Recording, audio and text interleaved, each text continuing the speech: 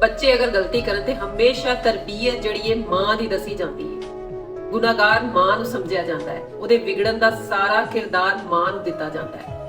ਹਾਲਾਂਕਿ ਅਗਰ ਬੱਚਾ ਵਿਗੜ ਗਿਆ ਤੇ ਸਾਰਾ ਦਾ ਸਾਰਾ ਕ੍ਰੈਡਿਟ ਇਰਦ ਗਿਰਦ ਦੇ ਮਾਹੌਲ ਨੂੰ ਜਾਂਦਾ ਹੈ। ਕਿਸੇ ਇੱਕ ਫਰਦ ਦੀ ਜ਼ਿੰਮੇਵਾਰੀ ਨਹੀਂ ਹੈ ਬੱਚੇ ਦੀ ਪਰਵਰਿਸ਼ ਕਰਨਾ। ਬੱਚੇ ਦੀ ਪਰਵਰਿਸ਼ ਹੁੰਦੀ ਹੈ ਇੱਕ ਘਰ ਦੇ ਅੰਦਰ।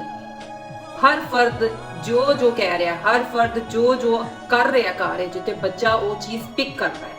ਅਗਰ ਮੀਆਂ ਬੀਵੀ ਨੂੰ ਗਾਲ ਕੱਢਦਾ ਹੈ, ਉਹ ਵੀ ਬੱਚਾ ਪਿਕ ਕਰ ਰਿਹਾ। ਅਗਰ ਬੀਵੀ ਬਦਜ਼ੁਬਾਨੀ ਕਰਦੀ, ਉਹ ਵੀ ਬੱਚਾ ਪਿਕ ਕਰ ਰਿਹਾ। ਲੇਕਿਨ ਇਹ ਕਿਉਂ ਹੈ ਕਿ ਅਗਰ ਬੱਚਾ ਨੇਕ ਨਾ ਨਿਕਲੇ ਤੇ ਉਹਦਾ ਸਾਰਾ ਜਿਹੜਾ ਇਲਜ਼ਾਮ ਹੈ ਨਾ, ਉਹ ਬੀਵੀ ਤੇ ਯਾਨੀ ਕਿ ਬੱਚੇ ਦੀ ਮਾਂ ਤੇ ਲਾ ਦਿੱਤਾ ਜਾਂਦਾ ਹੈ।